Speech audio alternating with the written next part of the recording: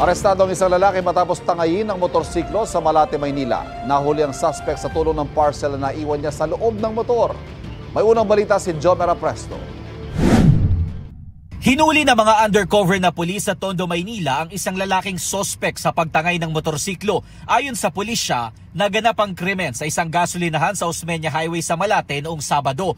Paut na raw sana sa trabaho ang 27 anyos na biktima nang mapansin niya ang sospek habang nagtutulak ng motorsiklo.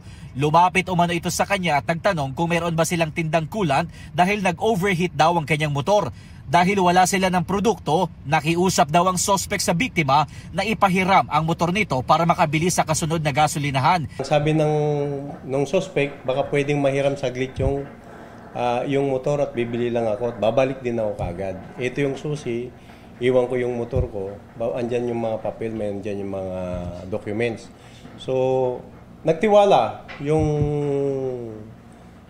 victim. Inabot na raw ng ilang oras, hindi pa rin bumabalik ang sospek. Nang tignan ng biktima ang compartment ng iniwang motor ng lalaki, wala itong laman na dokumento maliban sa isang parcel. Humingi ng tulong sa pulisya ang biktima at itinurn over ang motor ng sospek na iniwan niya sa gasolinahan. May contact number na nakita sa parcel na tinawagan ng mga otoridad. Napagalamang live-in partner pala ng sospek ang may-ari ng parcel na nasa motor. Naibigay pa raw nito ang buong pangalan ng sospek.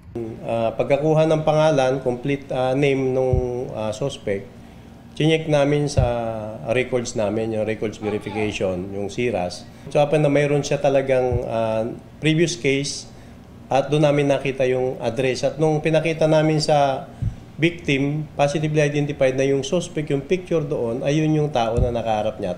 Dinala sa Malate Police Station ng sospek. Nabawi mula sa kanyang ninakaw niyang motor. Itinanggi ng sospek ang pagnanakaw.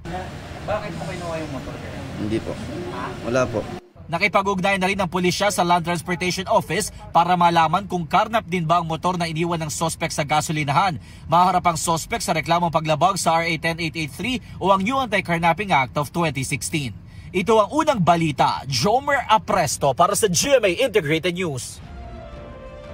Kapuso, huwag magpapahuli sa latest news and updates. Mag-iuna ka sa balita at mag-subscribe sa YouTube channel ng GMA Integrated News.